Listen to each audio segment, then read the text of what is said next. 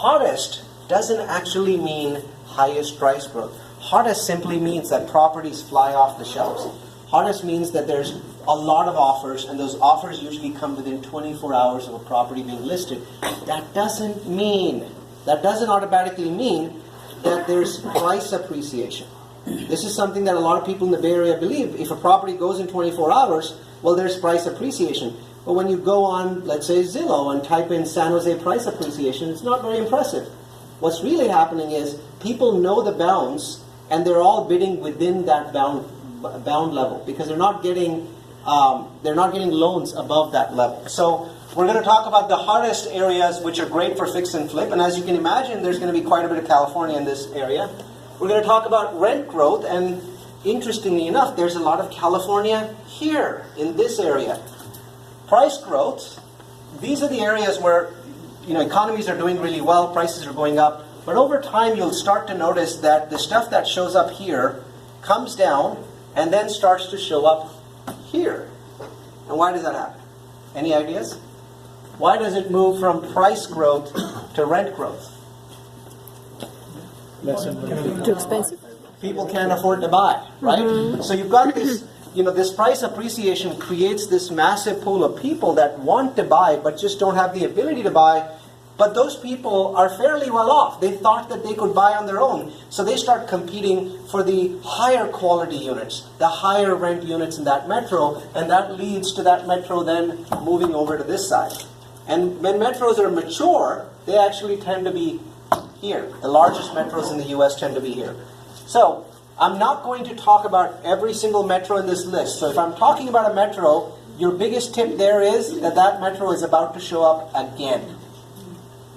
So at number 10, Inland Empire, Fresno, and Vegas. It's nice to see California in the list or California cities in rent growth lists. So Inland Empire, Fresno, and also Vegas. Keep an eye on Vegas. Number 9, Twin Cities. This is St. Paul and Minneapolis. Also another California city, Santa Ana. Fresno comes in twice. There's definitely something interesting going on in Fresno. I own 10 homes in Madera, which is 20 miles from Fresno. And yesterday I looked at Local Price Monitor, and it showed up in the top 20 in the U.S., which was phenomenal because it's a very tiny city. So as a landlord that owns 10 homes there, I'm happy. I'm not quite sure what is going on in Fresno, but there's definitely good rent growth there. Moving on, Los Angeles shows up in the list, which is fairly common for LA because there's really nothing to sell at this point. But people in LA don't make as much money as the Bay Area. So Los Angeles doesn't show up on that side as often as cities in the Bay Area do, but there's a lot of rent growth right now. Tampa, Florida, Gary, Indiana. And Dallas, and this is Dallas again, right? Where is Arlington? It's right next to Dallas, right? So it's about 5 or 6 miles away. So this is really Dallas and another city in Dallas, and also Salt Lake City. Keep an eye on Salt Lake City. It's going to come up again and again. Tampa, Florida, twice. Vancouver, very interesting story. This is Vancouver, Washington, not Vancouver, Canada. What happened is, about 5 or 6 months ago, the government of Canada imposed a tax on foreigners buying homes in Vancouver.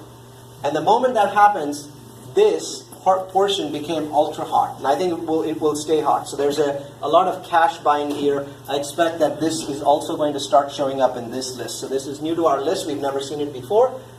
And then Deltona. Deltona is not a metro by itself. What metro is Deltona in? Miami? No. Oh. Orlando. So watch for this. So just cut this off in your mind and say Orlando. It's going to appear a lot. Phoenix, and then Salt Lake City again. Colorado Springs shows up quite a bit, and watch that when it shows up, you often see Denver with it, right? How far is Colorado Springs from Denver? 70 miles. It's 70 miles. So you can travel in about 50 minutes, 55 minutes. It's actually commutable, and so these two cities tend to show up together. In California, again, Riverside. I recommend this city for those that are looking for cash flow. Los Angeles again. And then number 3, Vegas, Orlando. Bizarre. Never seen that before. So Vegas and Orlando. And then number 2, again, Orlando, Reno. Excellent city. And then Sacramento in at number 2.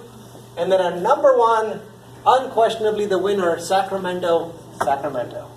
So number one city for rent growth in the U.S. unquestionably is Sacramento. 1, 2.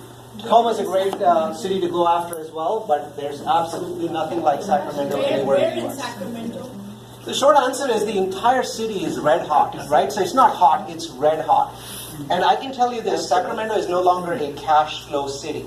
What I'm trying to tell you is it's still worth buying because there are 9% rent growth. So in 2 years, whatever the heck you buy will be cash flowing, right? So it absolutely makes sense to buy it. Sacramento's rent growth or projected rent growth in 2018 is double the rent growth of the top 10 average. Double. It's astonishingly high. Without factoring in any changes to Costa-Hawkins or other things that might be in the pipeline at the state level. Cost of Hawkins? So Costa-Hawkins rent control? Well, rent control is an issue that California is dealing with. I think if you're looking to buy in California, you need to be extremely worried about rent control. A few weeks ago, there was a vote on bringing back a ridiculous level of rent control, a socialist level of rent control. Do you know how many votes that amendment failed by? One vote. One single vote. So I don't think rent control is a Sacramento issue because that ballot, that vote that was put before the legislature was for the entire state. Actually, San Mateo County will be the worst hit with rent. Unquestionably. I think San Mateo County at this point in time, if you know brokers in San Mateo County, they're all up in arms and planning to march to Sacramento because they're about to go into very serious levels of rent control. Rent control is horrible for this.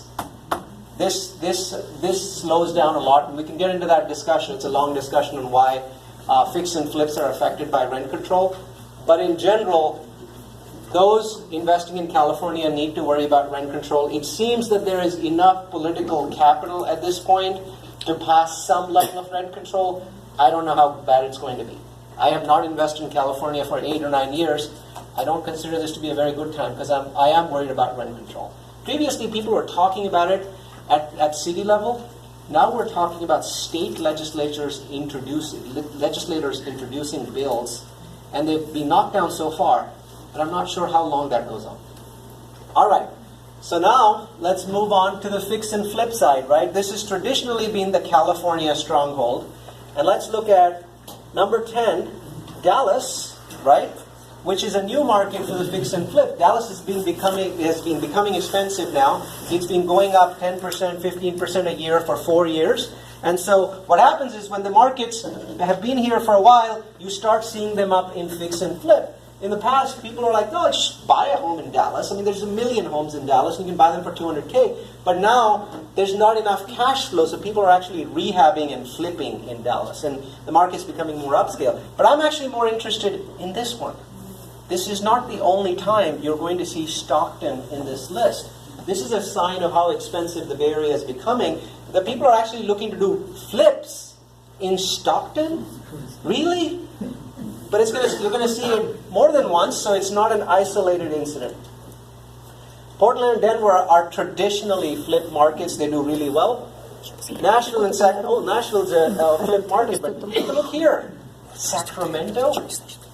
3 or 4 years ago, I was begging people to go and buy stuff in Sacramento in my presentations. Nobody at that point thought that Sacramento would be a flip market.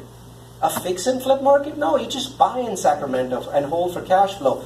But again, Sac's been so expensive, right? It's kind of led those lists for a while now, and now is leading the rent list that people are finding it worth their while to actually go out to Sacramento and do fix and flips. Denver, Santa Rosa. Santa Rosa at this point is a flip market because of what happened with the fires. So that's kind of spiked it up. Austin, San Diego, they constantly are in this list. Hang on, does anybody have a question? No, I think Tracy will come up in that list too. But Tracy's a little bit too small for this list. But I do think that Tracy's a market that's doing well. But I think Tracy is going to show up on this side. So if this was a small market list, you'd see Tracy here. Midland, Texas is a shale market, so it frequently bounces up and down. Charlotte is very commonly a flip market. Colorado Springs, though, again showing that same effect, right? So you're seeing Sacramento become a flip market because the Bay Area is expensive. Well, you're seeing Colorado Springs become a flip market because Denver is very expensive, right? So you see that impact there. And at number 3, Seattle, not surprising at all. But look at this one. Isn't this cool? How many of you have been to my presentations before where I've been talking about go to Vallejo and buy in Vallejo, right? Last year, you guys were there. I remember you guys. So I've been talking about buying in Vallejo because I felt that with the Bay Area, with Oakland becoming expensive, people get pushed in the direction of Richmond and then into Vallejo. And now, I never expected this to show up in anything but this side, but people are now doing flips in Vallejo. So it's actually parts of Vallejo are becoming very upscale. Raleigh, and then of course San Jose. San Jose is an absolutely stellar market for fix and flips, simply because of lack of inventory. It's a spectacular market. I believe that 9 out of the top 10 flip neighborhoods in the United States for 2018, 9 out of 10 are in San Jose, and that is why it takes top position. So unquestionably the Bay Area remains the best place in the US to do flips. And I don't think that that changes this year. San Jose, San Francisco, San Francisco. We're in an awesome position to do flips here. Price growth.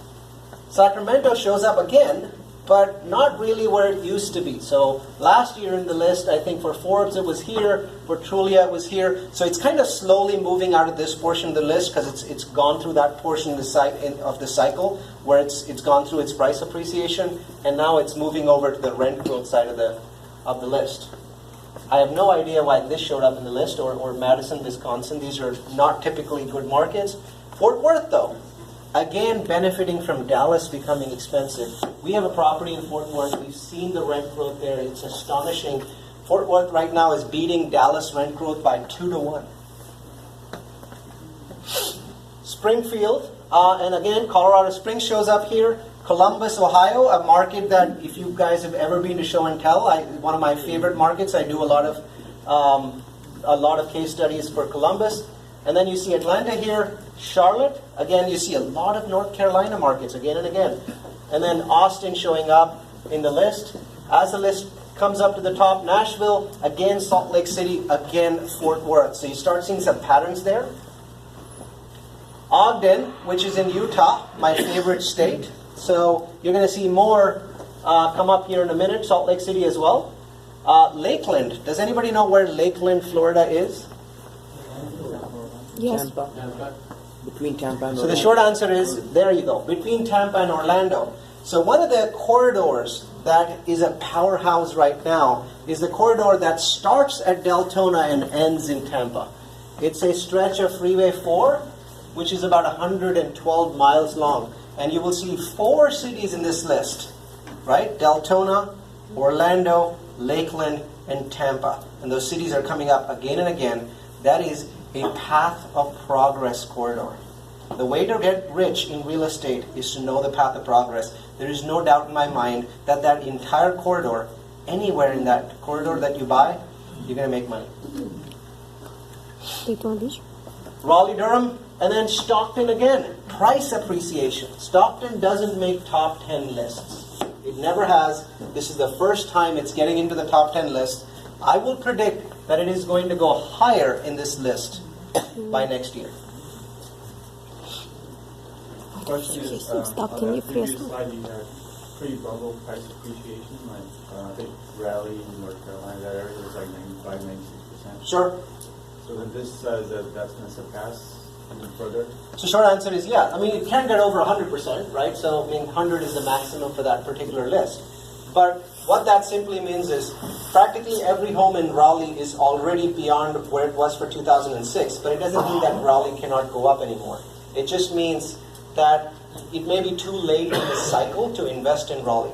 So I'm looking at those markets. I think they're great markets, but I also think that they're extremely mature markets. And if you're not already investing in Raleigh, I suggest you don't start. Jacksonville, I'm a little disappointed in Jacksonville, right? So a lot of the people here have been talking about Jacksonville. I know there's people that have been trying to invest there. I think that this is the end for Jacksonville. It showed up many, many times for a number of years. Now it's dropped. It was up here and was in multiple listings. Only showed up a single time now. Yes? Just I'm from El Paso. I just was wondering if you wanted to, if you had any comments on El Paso. What the heck? So Del Toro shows up again. Again, that is Orlando Metro. And then my favorite city in America is Provo, Utah, where we do own a property. Many of you know that I've been screaming about Provo for many years, and people are like, no, I don't want to go to Mormon, a Mormon place. Come on, Mormons have lots of babies. Is that not good for real estate? Come on, think about it. Yeah, it's. By the way, Provo is awesome because it is the only city in the United States that I know of that has a trifecta of attractiveness. Number one, it has a world-class university, Brigham Young. Number two, it has tech. There have been $2 billion babies just in the last year. There's Adobe, there's Novell, there's a whole bunch of others.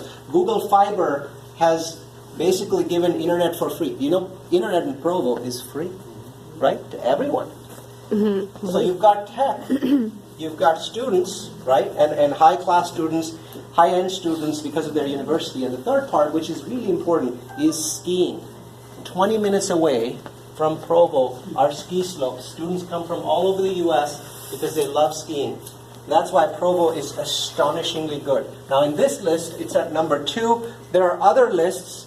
Fastest growing economy in the U.S. for large cities, Provo is currently ranked number 1. I tried and I failed to find something in Provo, so I actually did new construction, which I hate doing. So we just finished building a 102-unit apartment complex in Provo. Our appraisal was $1.4 million higher than what we paid. So in construction, the property went up $1.4 million. Spectacular metro. So Dallas, not surprised, shows up very often. And also Nashville, you'll see it many times in the list. And then at number 1, Orlando, Las Vegas. Not going to talk about this one. So I'm not sure what's happening in Grand Rapids, Michigan, but not surprised at all with Orlando and Las Vegas. Did you notice in that previous chart that Orlando and Las Vegas were the 2 cities that had the smallest number of homes that had appreciated to 2006 levels? That's because they were the hardest hit cities. They had overbuilt the most. They didn't even start rebuilding until 2014 or 15. So they had 6 years of no construction.